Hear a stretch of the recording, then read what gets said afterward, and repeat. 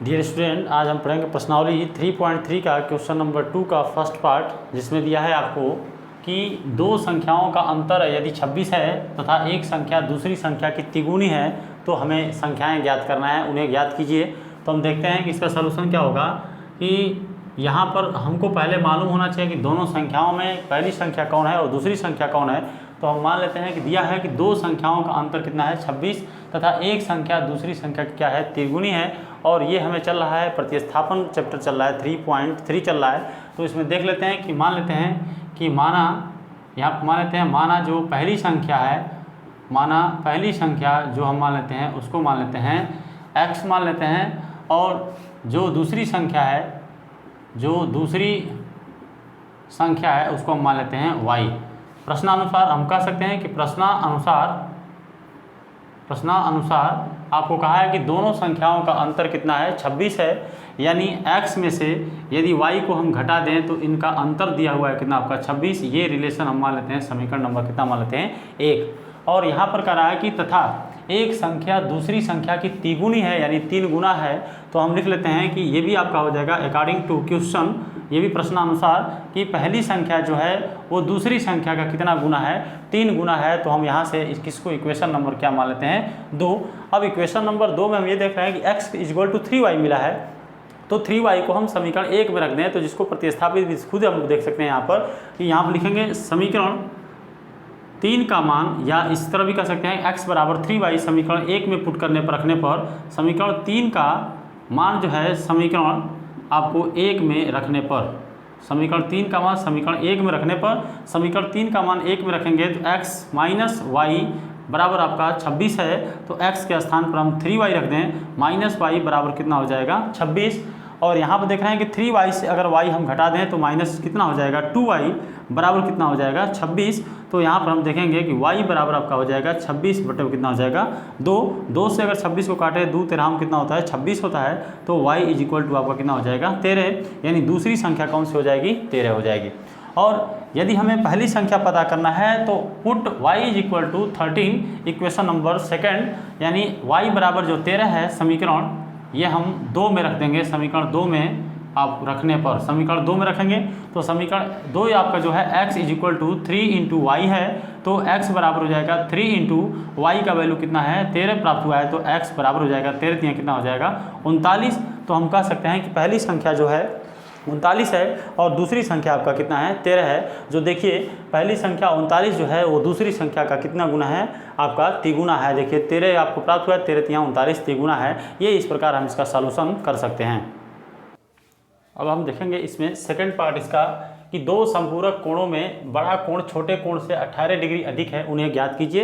ये question number आपका question number 2 का सेकंड पार्ट है। तो देखेंगे 3rd का सेकंड पार्ट है। तो यहाँ पर क्या दिया है दो संपूरक कोण किसे कहते हैं सप्लीमेंट्री एंगल और कंप्लीमेंट्री एंगल। ऐसे दो कोण जिनका योगफल 90 के बराबर होता है उसको हम कंप्लीमेंट्री बोलते हैं, और ऐसे दो कोण जिनका योगफल जो होता है 180 अंश के बराबर होता है उनको क्या बोलते हैं सप्लीमेंट्री। एक जरूर निश्चित जो होगा एक बड़ी कोण होगा और एक छोटा कोण होगा। तो देखिए मान लेते हैं यहाँ पर लेट जो है माना जो बड़ा कोण है उसको हम मान लेते हैं x डिग्री है, और जो आपका छोटा कोण है उसको हम मान लेते हैं y डिग्री। ये हम मान लेते हैं छोटा कोण क्या है y है। इस प्रकार हम यहाँ पर देखें तो प्रश्न में क्या कहा है कि दो संपूरक कोणों का योग कितना है आपका, दो संपूरक कोणों में बड़ा कोण जो है दो संपूरक कोणों में बड़ा कोण छोटे कोण से 18 अधिक है। तो पहले दो संपूरक कोण क्या होगा कि दो संपूरक कोणों का जो योग होता है वो कितने के बराबर होता है 180 डिग्री के बराबर होता है। तो पहला हमने माना है x और दूसरा माना है y, तो x + y बराबर हो जाएगा 180 डिग्री। इसको हम कह देते हैं इक्वेशन नंबर क्या हो जाएगा 1। और अकॉर्डिंग टू क्वेश्चन देखें प्रश्नानुसार, तो प्रश्नानुसार बोला है प्रश्न में कि जो एक बड़ा कोण है वह जो है छोटे कोण से कितना डिग्री अधिक है 18 डिग्री क्या है अधिक है। क्वेश्चन में बोला है कि बड़ा कोण हमने x माना है, तो x वाला जो कोण है वो छोटे कोण y से कितना डिग्री अधिक है 18 डिग्री अधिक है। तो यहाँ से हम इक्वेशन नंबर इसको क्या कह देते हैं 2 कहते हैं, और x का मान समीकरण 1 में क्या कर देंगे पुट कर देंगे रख देंगे, तो आपका y का वैल्यू प्राप्त हो जाएगा। तो लिखेंगे x का मान या समीकरण 2 का जो मान है x का मान हम समीकरण 1 में रखने पर, x का मान समीकरण 1 में रखने पर, x का मान अगर समीकरण 1 में रखेंगे तो समीकरण 1 है आपका x plus y is equal to कितना है 180 डिग्री, और यहाँ से x का वैल्यू हम y प्लस आप 18 डिग्री रखेंगे और प्लस कितना हो जाएगा आपका y और बराबर हो जाएगा 100 कितना हो जाएगा 80। तो यहाँ से y और y कितना हो जाएगा 2y और प्लस एक आपका हो जाएगा 18 डिग्री बराबर कितना हो जाएगा 180। यहाँ से हम 18 को अगर चाहें तो राइट साइड में जाएंगे तो माइनस कितना हो जाएगा 18 डिग्री, तो 180 डिग्री और माइनस कितना हो जाएगा 18 डिग्री। तो यहाँ कह सकते हैं कि y बराबर हो जाएगा 180 से 18 निकाल दीजिए तो देखेंगे 10 से अगर 8 घटाएं तो 2 हो जाएगा और 7 से 1 घटाएंगे 6 हो जाएगा, यानी 162 डिग्री हो जाएगा। और ये 2 से डिवाइड कर दें तो देखेंगे 2 से डिवाइड करेंगे तो कितना डिग्री हो जाएगा 81 डिग्री। तो y बराबर कितना हो जाएगा 81 अंश, ये आपका 81 डिग्री क्या हो जाएगा छोटा कोण हो जाएगा, y जो हमने क्या माना है छोटा कोण। तो y का मान लिखेंगे यहाँ y इज इक्वल टू आपका 81 डिग्री समीकरण किस में रखने पर, समीकरण 2 में रखने पर, समीकरण 2 में रखने पर। समीकरण 2 क्या है, x इज इक्वल टू आपका y प्लस कितना है 18 डिग्री, तो x is equal to y का मान कितना आया है 81 और प्लस कितना हो जाएगा 18, तो x इज इक्वल टू हो जाएगा 8 कितना हो जाएगा 9 और ये भी हो जाएगा 8 9 यानी 99 डिग्री, यानी बड़ा कोण कितना डिग्री आ गया 99 अंश और डिग्री यानी छोटा कोण कितना आ गया आपका 81 डिग्री। तो दोनों कोणों का योगफल देख लीजिए, 99 बड़ा कोण है 81 छोटा कोण है, इन दोनों को जोड़ने पर कितना प्राप्त हो रहा है 180 डिग्री। तो कहेंगे दो समपूरक कोणों का योगफल कितना होता है 180 अंश। ये हमारा क्वेश्चन है थर्ड का सेकंड क्वेश्चन हुआ। तो इसके बाद हम देखेंगे क्वेश्चन नंबर थर्ड का प्रश्नावली 3.3 का थर्ड पार्ट। एक क्रिकेट टीम के कोच ने 7 बल्ले और 6 गेंदें 3800 रुपये में खरीदी। बाद में उसने 3 बल्ले और 6 गेंदें 3 बल्ले और 5 गेंदें 1750 रुपये में खरीदी। प्रत्येक बल्ले और प्रत्येक गेंद का हमें मूल्य बताना है। तो प्रत्येक का मतलब होता है एक बल्ले और एक गेंद का हमें क्या करना है मूल्य बताना है। तो पहले हमें मानना पड़ेगा कि माना एक बल्ले का मूल्य x रुपये है और एक गेंद का मूल्य कितना रुपये है y रुपये है।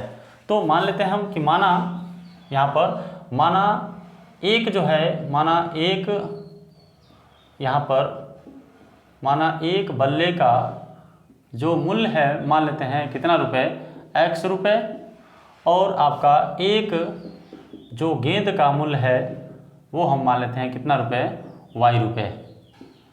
अगर हम इसको मान लेते हैं तो यहाँ पर लिखेंगे अकॉर्डिंग टू क्वेश्चन यानी प्रश्नानुसार फर्स्ट कंडीशन के अनुसार, ये भी कह सकते हैं अकॉर्डिंग टू, यहाँ पर लिख सकते हैं अकॉर्डिंग टू फर्स्ट कंडीशन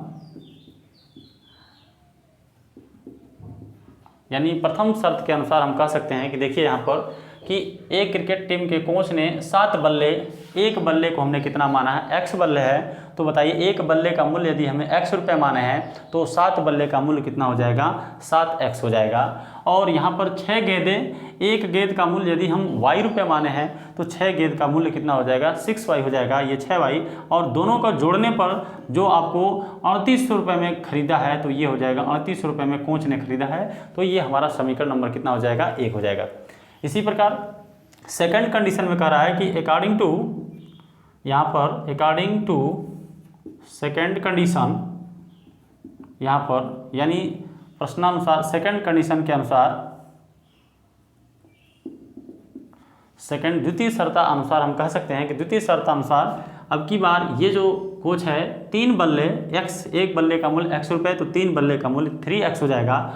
और 5 गेंदें, एक गेंद का मूल्य y रुपये है तो 5 गेंद का मूल्य कितना हो जाएगा 5y। इन दोनों को खरीदने में उसको इस बार 1750 रुपये देने पड़ते हैं। तो ये समीकरण नंबर कितना हो जाएगा 2 हो जाएगा। इस प्रकार हम इक्वेशन बना लेंगे और इक्वेशन बनाने के बाद किसी एक इक्वेशन को हम सब्स्टिट्यूट कर लेंगे, प्रतिस्थापित कर लेंगे और प्रतिस्थापित करने के बाद उसका मान उसके विपक्षी वाले समीकरण हम रख कर मान निकाल सकते हैं। तो यहाँ पर हम देख सकते हैं कि फ्रॉम इक्वेशन 2 समीकरण 2 से अगर हम देखें समीकरण 2 का है क्या है आपका 3x प्लस 5y बराबर कितना है 1750 है।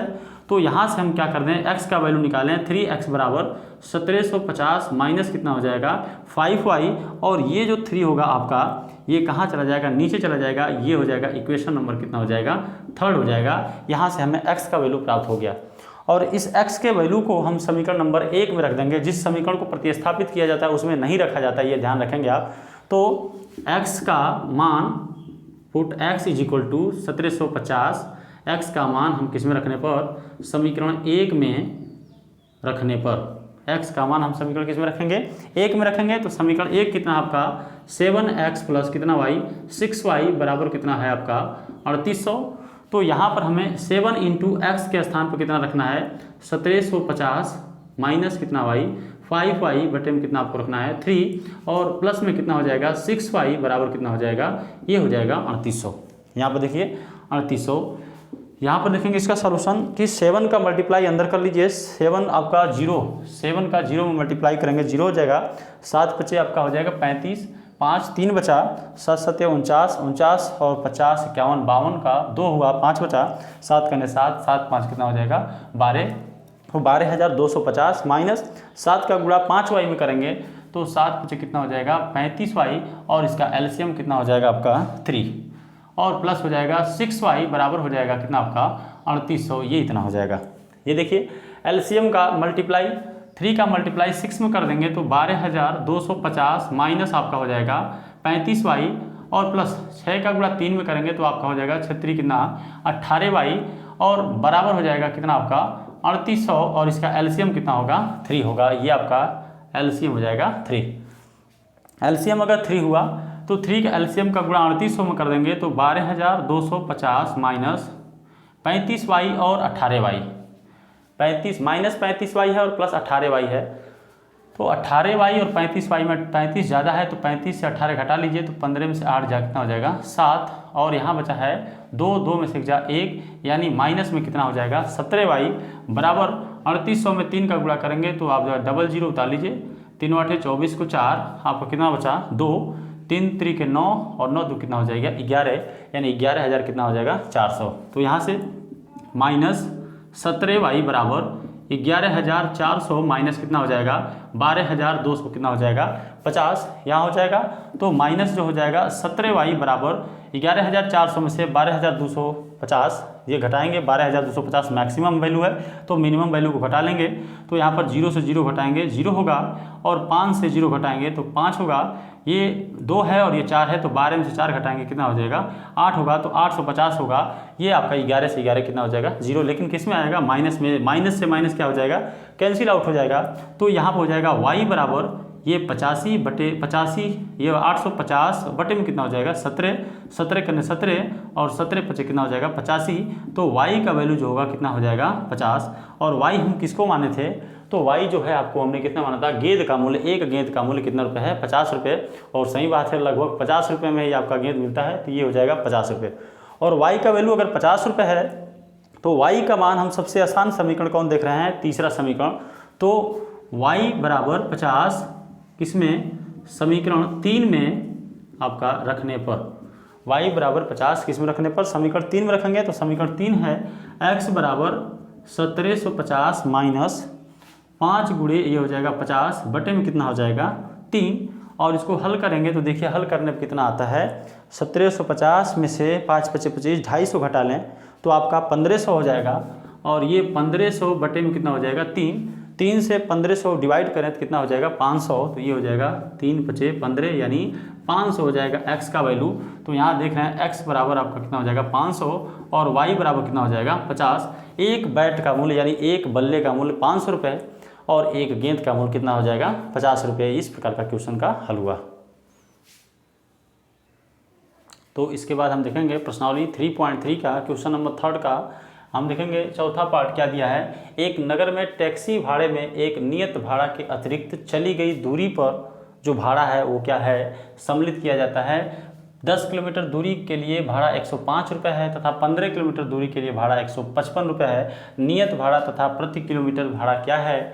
और यदि एक व्यक्ति जो है 25 किलोमीटर की यात्रा करने के लिए करता है तो उसे कितना भाड़ा देना होगा। तो पहले इस क्वेश्चन को हम समझें कि एक जो यहाँ पर टैक्सी है उसमें फिक्स जो है भाड़ा है वो नियत है यानी नियत है, लेकिन अगर आप पर किलोमीटर एक्स्ट्रा जाते हैं तो उसके लिए आपको पर किलोमीटर के हिसाब से पैसे देने होंगे। जो कह रखा है कि यदि आप 15 किलोमीटर अतिरिक्त चले जाते हैं पहली कंडीशन में कहा है कि यदि आप 10 किलोमीटर अधिक चले जाते हैं तो उसके लिए 105 रुपये दिया है, जिसमें 105 रुपये में नियत भाड़ा भी क्या है, फिक्स है। तो मान लेंगे कि माना नियत जो भाड़ा है वो x रुपये है और जो प्रति किलोमीटर एक्स्ट्रा चले जाते हैं उसका भाड़ा कितना रुपये है, y रुपये है। तो कितना एक्स्ट्रा पहली बार में गए हैं, पहली बार में 10 किलोमीटर एक्स्ट्रा गए हैं, तो 1 किलोमीटर एक्स्ट्रा जाने के लिए अगर y रुपये है तो 10 किलोमीटर अतिरिक्त दूरी जाने के लिए कितना रुपये देना पड़ेगा, 10y। और जिसमें नियत अगर सम्मिलित कर दें तो x को उसमें क्या करेंगे, जोड़ देंगे नियत भाड़ा। तो आपका पहला इक्वेशन हो जाएगा x प्लस 10y बराबर कितना रुपये, 105 रुपये हो जाएगा। इसी प्रकार जब हम 15 किलोमीटर अतिरिक्त जाते हैं तो उसमें नियत भी सम्मिलित है, तो 1 किलोमीटर अतिरिक्त जाने के लिए y रुपया देना पड़ता है। तो 15 किलोमीटर अतिरिक्त जाने के लिए कितना हो जाएगा, 15y, और इसी में नियत जोड़ देंगे तो कितना हो जाएगा, x हो जाएगा। तो इस प्रकार हम क्वेश्चन जो 100 कितने बराबर है, 155 रुपये के बराबर है। तो इक्वेशन 2 बन जाएगा। तो मान लेते हैं कि माना यहाँ पर मान लेते हैं, माना जो नियत भाड़ा है, जो फिक्स चार्ज है, माना नियत भाड़ा हम मान लेते हैं कितना रुपये, x रुपये, और जो प्रति किलोमीटर पर किलोमीटर जो चार्ज है, प्रति किलोमीटर जो भाड़ा है वो मान लेते हैं कितना रुपये, y रुपये।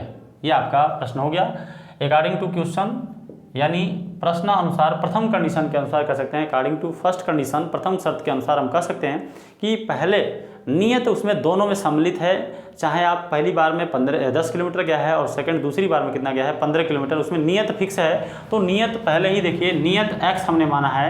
यदि 1 किलोमीटर एक्स्ट्रा जाने के लिए हमने क्या माना है, y माना है, तो 10 किलोमीटर अतिरिक्त जाने के लिए हम कितना मान लेंगे, यहाँ पर हो जाएगा 10y। ये आपका इस दोनों का जो दिया है, नियत भी और 10 किलोमीटर एक्स्ट्रा जाने के लिए भाड़ा भी, वो आपका कितना रुपये दे रखा है, 105 रुपये। तो इसको हम मान लेंगे इक्वेशन नंबर कितना मान लेंगे, 1। दूसरी स्थिति में कि यदि हम 15 किलोमीटर अतिरिक्त चले जाते हैं जिसमें नियत वाला भाड़ा जो है सम्मिलित है उस टैक्सी का, तो हम कहेंगे कि नियत अगर सम्मिलित है तो कहेंगे x प्लस कितना किलोमीटर अतिरिक्त जा रहा है, तो 15 किलोमीटर अतिरिक्त जा रहा है, तो 1 किलोमीटर का हमने यदि y माने हैं तो 15 किलोमीटर के लिए क्या हो जाएगा, 15y हो जाएगा। तो यहाँ पर हो जाएगा x नियत हो गया और y के लिए अतिरिक्त किलोमीटर पर किलोमीटर का भाड़ा हमने y रुपया माना है। तो इस बार कितना गया है, 15 किलोमीटर अतिरिक्त चला गया है तो 15y हो जाएगा। और इन दोनों को नियत और अतिरिक्त गया 15 किलोमीटर के लिए कितना रुपया लगा है, 155 लगा है। तो ये हो जाएगा इक्वेशन नंबर कितना हो जाएगा, 2। और समीकरण 1 और समीकरण 2 में से किसी एक को प्रतिस्थापित करके समीकरण दूसरे में रख देंगे। तो लिखेंगे यहाँ पर समीकरण 1 से लिख लें, समीकरण 1 को ही प्रतिस्थापित करते हैं। समीकरण 1 से x प्लस 10y बराबर हो जाएगा 105। तो x बराबर हो जाएगा 105 माइनस कितना हो जाएगा, 10y। ये हो जाएगा समीकरण नंबर कितना हो जाएगा, 3। अब यहाँ से समीकरण 3 का मान 1 में नहीं रखेंगे, 1 को प्रतिस्थापित किया तो उसमें नहीं रखेंगे, दूसरे समीकरण में रखेंगे। तो लिखेंगे x का जो मान है वो हम समीकरण किस में रखने पर, 2 में रखने पर, समीकरण 2 में रखने पर समीकरण 2 क्या है, x प्लस कितना y, 15y बराबर आपका कितना है, 155 रुपये। तो x का वैल्यू हमें देखिए क्या रखना है, x का वैल्यू हमें रखना है 105 माइनस 10y और प्लस आपका ये 15y बराबर कितना हो जाएगा, 100 कितना हो जाएगा, 55 हो जाएगा। यहाँ से 10y और 15y, 15 प्लस y है और माइनस में 10y है, अधिक में से कम घटा लेते हैं और अधिक का चिन्ह लिख देते हैं। तो 15y से 10y घटाएंगे तो आपको कितना हो जाएगा, 5y, लेकिन चिन्ह प्लस का रह जाएगा। और 105 को उधर हम ट्रांसफ़र करें तो 155 माइनस हो जाएगा कितना आपका, 105 हो जाएगा। तो यहाँ से अगर देखें तो y बराबर आपका कितना हो जाएगा, 155 से 105 निकाल दें तो हमारा हो जाएगा 50 और 5 को नीचे लाएं तो ये हो जाएगा 5। तो हो जाएगा कितना आपका, 5 करने 5 दाम कितना हो जाएगा 50। तो y बराबर कितना हो जाएगा, 10। यानी 1 किलोमीटर अतिरिक्त जाने के लिए आपको 10 रुपया देना पड़ता है। तो बताइएगा पहली की स्थिति में 10 किलोमीटर अतिरिक्त गया है तो 10 दाम कितना दिया होगा, 100 रुपया दिया होगा। तो 100 रुपया दिया होगा तो 5 रुपया अतिरिक्त भाड़ा है, तो 5 आपका हो जाएगा, ये फिक्स भाड़ा हो जाएगा 5 रुपये।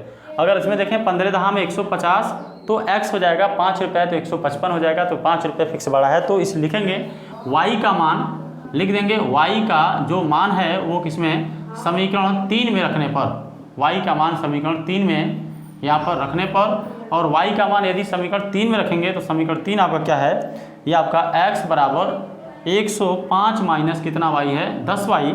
और यहाँ से देखें x बराबर हो जाएगा 105 माइनस 10 गुणे आपका y का मान कितना आया है 10। तो x बराबर हो जाएगा 105 से 10 दहा में 100 घटाएंगे, 105 माइनस 10 दहा में कितना हो जाएगा 100।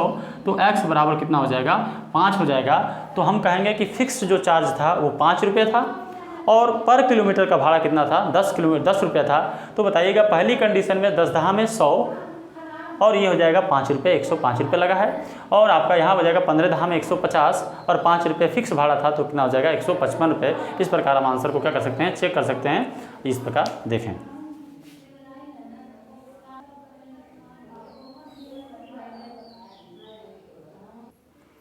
इस बार प्रश्नावली 3.3 का 5वां पार्ट जो है आपका कहा है यदि किसी भिन्न के अंश और हर दोनों में 2 जोड़ दिया जाता है तो वह भिन्न 9/11 हो जाता है। और यदि किसी भिन्न के अंश और हर दोनों में 3 जोड़ दिया जाता है तो वह भिन्न 5/6 हो जाता है। तो हमें वह भिन्न प्राप्त करना है, वह भिन्न ज्ञात करना है। तो ये आप 8वीं क्लास में पढ़े होंगे कि मान लेते हैं माना वह जो भिन्न है फ्रिक्शन, माना वह जो भिन्न है उसको हम मान लेते हैं x बटे क्या मान लेते हैं y, जिसमें अंश में x है और हर में क्या है y है। अंश को हम न्यूमरेटर बोलते हैं और हर को डिनोमिनेटर बोलते हैं। तो यहाँ पर हो जाएगा आपका भिन्न हम मान लिए। तो अकॉर्डिंग टू आप लिख सकते हैं अकॉर्डिंग टू फर्स्ट कंडीशन, प्रथम शर्त के अनुसार, प्रथम शर्तानुसार बोला है कि जब वह भिन्न और अंश और हर, जब अंश और हर में दोनों में कितना जोड़ लिया जाता है 2 जोड़ लिया जाता है तो वह भिन्न किसके बराबर हो जाती है 9/11 के बराबर हो जाती है। और यहाँ पर लिखें तो अकॉर्डिंग टू, यहाँ पर लिख सकते हैं अकॉर्डिंग टू, यहाँ पर लिख सकते हैं second condition, according to second condition यानी द्वितीय शर्तानुसार हम कह सकते हैं कि उसी भिन्न में यानी x/y में जब उसके अंश में भी 3 जोड़ लिया जाता है और हर में भी 3 जोड़ लिया जाता है तो वह भिन्न किसके बराबर हो जाती है 5/6 के बराबर हो जाती है। तो इसमें हम क्रॉस मल्टीप्लाई करें तो क्रॉस मल्टीप्लाई करेंगे तो 11 का गुणा x में करेंगे 11x और 11 दूना कितना हो जाएगा 22 और 9 का गुणा y में करेंगे तो 9y और 9 दूना कितना हो जाएगा आपका 18। एक तरफ x y को कीजिए तो 11x माइनस कितना हो जाएगा 9y, ये हो जाएगा 18 माइनस कितना हो जाएगा आपका 22 हो जाएगा। यहाँ से 11x आपका माइनस 9y बराबर 18 से 22 निकालें तो -4, ये हम मान लेंगे इक्वेशन नंबर कितना मान लेंगे 1, समीकरण नंबर 1 हो गया। इसको हम थोड़ा सा हल करें कि इसमें भी क्रॉस मल्टीप्लाई करेंगे तो 6 का गुणा x में करेंगे 6x, 36 कितना हो जाएगा आपका 18, 5 का गुणा y में करेंगे तो कितना हो जाएगा 5y और 5 तियाँ कितना हो जाएगा आपका 15, तो 5 तियाँ कितना हो जाएगा 15। एक तरफ x y को कीजिए तो 6x माइनस 5y बराबर हो जाएगा 15 माइनस कितना हो जाएगा 18। तो यहाँ से हो जाएगा 6x माइनस हो जाएगा 5y बराबर 15 में से 18 निकालेंगे तो -3, ये आपका इक्वेशन नंबर कितना हो जाएगा 2। किसी एक आप समीकरण को प्रतिस्थापित कर लीजिए यहाँ पर, तो चाहे समीकरण 1 चाहे समीकरण 2 को, तो समीकरण हम यहाँ से क्या करते हैं समीकरण 2 से यहाँ पर लिखेंगे समीकरण 2 से, यानी समीकरण 2 को सब्स्टिट्यूट करने पर, प्रतिस्थापित करने पर, तो समीकरण 2 क्या है 6x माइनस आपका है 5y बराबर -3 है।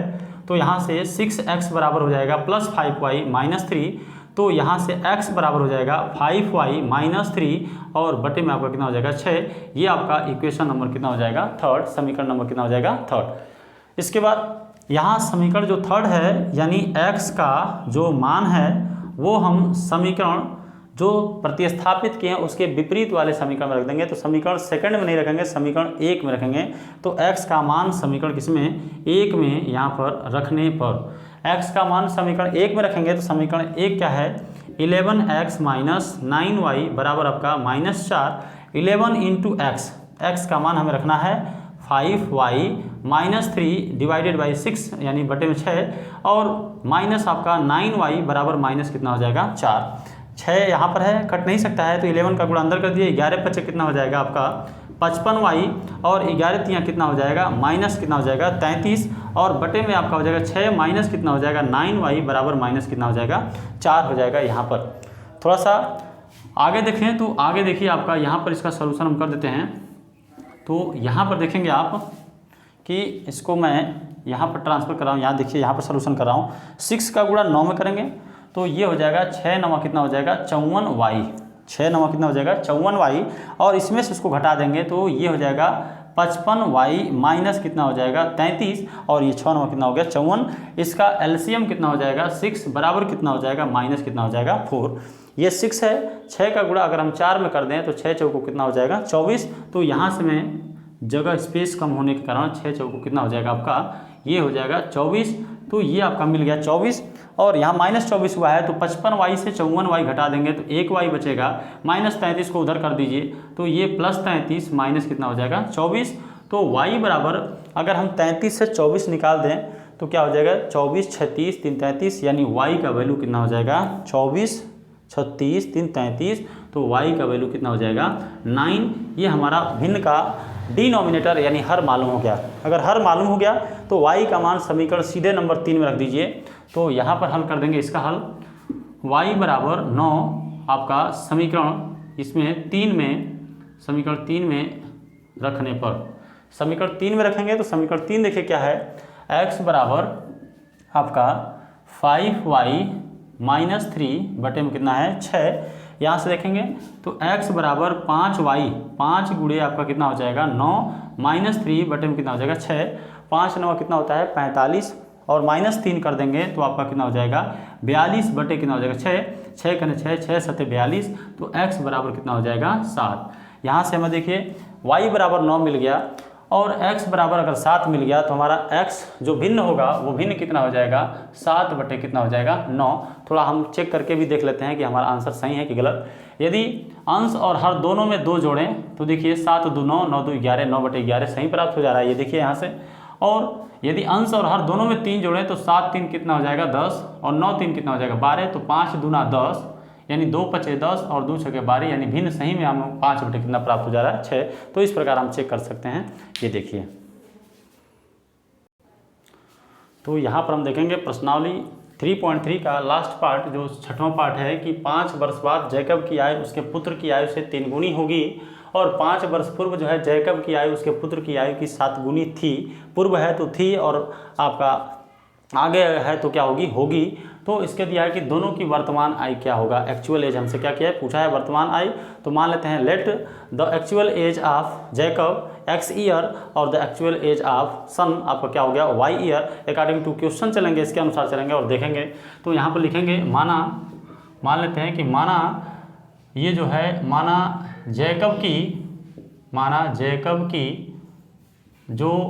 जैकब की वर्तमान आयु, वर्तमान यानी प्रेजेंट समय में जो रहा होगा वर्तमान आयु हम मान लेते हैं कितना वर्ष, x वर्ष मान लेते हैं। उसी प्रकार उसके जो पुत्र की वर्तमान आयु रही होगी वो कितना मान लेते हैं इस समय y वर्ष मान लेते हैं। तो यहाँ पर लिखा है कि 5 वर्ष बाद, तो हम लिखेंगे 5 वर्ष बाद दोनों की आयु हम जानते हैं कि बाप अगर वृद्धि करता है तो बेटे में भी क्या होती है 5 साल वृद्धि होती है, दोनों को एक साथ वृद्धि होगी, दोनों में 5 क्या करेंगे जोड़ देंगे, और पूर्व कहाएगा तो दोनों में क्या करेंगे 5 में क्या करेंगे माइनस कर देंगे, यह आप ध्यान देना है। तो 5 वर्ष बाद जो हो जाएगा वो जैकब की जो आयु हो जाएगी, जैकब की आयु कितना हो जाएगा आपका x प्लस ये हो जाएगा 5 वर्ष हो जाएगा, और जो पुत्र की आयु हो जाएगा, पुत्र की जो आयु हो जाएगा वो कितना हो जाएगा y प्लस कितना हो जाएगा 5, ये हो जाएगा वर्ष। अकॉर्डिंग टू ये हो जाएगा अकॉर्डिंग टू क्वेश्चन, यानी प्रश्नानुसार हम ये कह सकते हैं कि प्रश्न में क्या कहा है, फर्स्ट कंडीशन में कहा एक तरफ आप लिख लीजिए बाप की उम्र तो x प्लस कितना हो जाएगा 5, और एक तरफ पुत्र की उम्र y प्लस कितना हो जाएगा 5। क्वेश्चन में क्या कहा है कि जैकब की आयु उसके पुत्र की आयु की कितनी गुनी होगी, 3 गुनी होगी। बाद में है इसलिए होगी, तो बोला है कि जैकब की आयु पुत्र की आयु की 3 गुनी होगी। तो कभी भी हम छोटे वाले उम्र में 3 गुना करते हैं, ये याद रखेंगे आप। बाप जो बड़ा है तो ये और बड़ा हो जाएगा, इसलिए गुना हम किस में करेंगे, बेटे में करेंगे। इसलिए बाप की जो उम्र है बेटे की उम्र की 3 गुनी होगी बाद में, तो ये 3 गुना बेटे में करेंगे।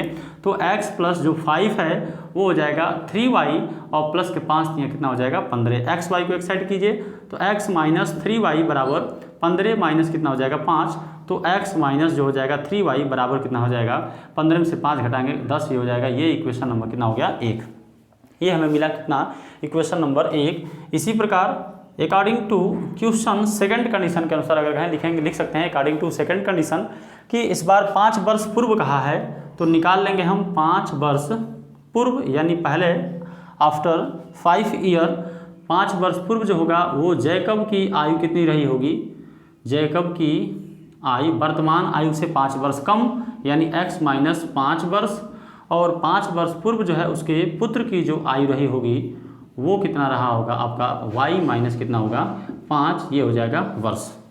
तो यहाँ पर भी हम लिख सकते हैं, यहाँ पर भी लिख सकते हैं। जो प्रश्न बोला है कि प्रश्न में एक तरफ आप बाप की उम्र को लिख लीजिए तो x माइनस 5 हो जाएगा और बेटे की उम्र लिख लीजिए y माइनस कितना हो जाएगा 5। प्रश्न में कहा है कि जैकब की आयु उसके पुत्र की आयु की 7 गुनी रही होगी, यानी रही होगी का मतलब बीत चुका है, पीछे है तो इसलिए बीत चुका है। तो हम कहेंगे x माइनस 5 जो है y माइनस 5 बाप जो है बेटे से कितना गुना, यानी क्वेश्चन में कितना गुना है 7 गुनी थी मतलब था थी आप जानते ही हैं कि पास्ट है, बीत चुका है, तो इसलिए 7 गुनी बेटे में कर देंगे। तो x माइनस 5 बराबर 7 का गुणा y में करेंगे 7y माइनस 7 बचे 35। तो एक्स वाई को एक साइड करेंगे तो x माइनस 7y बराबर माइनस 35 और प्लस कितना हो जाएगा 5। तो यहाँ से हम इक्वेशन अगर बनाएं तो क्या हो जाएगा आपका कि x माइनस 7y बराबर माइनस कितना हो जाएगा 30। ये इक्वेशन नंबर कितना हो जाएगा 2, समीकरण नंबर कितना हो जाएगा 2 हो जाएगा, माइनस कितना बचेगा 30। अब यहाँ से समीकरण 2 से ही हम प्रतिस्थापित कर लेते हैं। समीकरण 2 को प्रतिस्थापित करने पर, समीकरण 2 को प्रतिस्थापित यानी यहाँ से हम x का मान निकालेंगे, प्रतिस्थापित करेंगे तो x बराबर ये प्लस 7y उधर जाएगा तो माइनस 7y इधर है, उधर जाएगा तो प्लस 7y माइनस हो जाएगा 30। इसको हम मान लेंगे इक्वेशन नंबर कितना मान लेंगे 3। ये समीकरण नंबर कितना हो गया 3। समीकरण 3 का मान 2 को प्रतिस्थापित किए हैं तो उसमें नहीं रखेंगे, समीकरण 1 में रखेंगे। तो x का जो मान है वो हम किसमें, समीकरण 1 में यहाँ पर क्या करने पर, रखने पर x का मान समीकरण 1 में रखेंगे। तो समीकरण 1 है x माइनस 3y बराबर कितना है 10, ये 10 है। तो x का वैल्यू रखिए, तो x का वैल्यू हम रखेंगे 7y माइनस हो जाएगा 30 बराबर आपका ये माइनस 30 और माइनस में कितना है 3y बराबर आपका कितना हो जाएगा 10। 7y से 3y माइनस हो जाएगा तो ये हो जाएगा 4y माइनस 30 को उधर ले जाएंगे तो 30 और प्लस 10, 30 10 कितना हो जाएगा 40। तो ये हो जाएगा 40 हो जाएगा, 4y बराबर 40। तो y बराबर आपका हो जाएगा, 4 से काटें 10 को, 4 दाम 40, तो y बराबर कितना वर्ष हो जाएगा 10 वर्ष हो जाएगा ये आपका। और y का मान सबसे आसान समीकरण 3, तो लिखेंगे y का मान जो है समीकरण किस में रखने पर, 3 में रखने पर। y का मान समीकरण अगर हम 3 में रख दें तो y का मान समीकरण 3 में रखने पर समीकरण 3 हो जाएगा x बराबर 7 इंटू वाई माइनस कितना है 30 है। तो x बराबर 7 इंटू वाई का मान कितना है 10 माइनस हो जाएगा 30। तो x बराबर 7 दाम कितना हो जाएगा 70 माइनस कितना हो जाएगा 30। तो x बराबर कितना हो जाएगा 40, यानी x क्या है 40। x किसको माने थे, जैकब को, जैकब बाप है तो 40 वर्ष का है और उसका पुत्र जो है y बराबर 10 आया है तो कितने वर्ष का है 10 वर्ष का है। तो ये आपका था क्वेश्चन का, ये प्रश्नावली 3.3 के जो फर्स्ट सेकेंड थर्ड 4 5 6 एक ही वीडियो में था। आप अगर इसको आप लाइक करते हैं तो लाइक, आप पसंद आया हो तो लाइक शेयर सब्सक्राइब और कमेंट जरूर करें। धन्यवाद।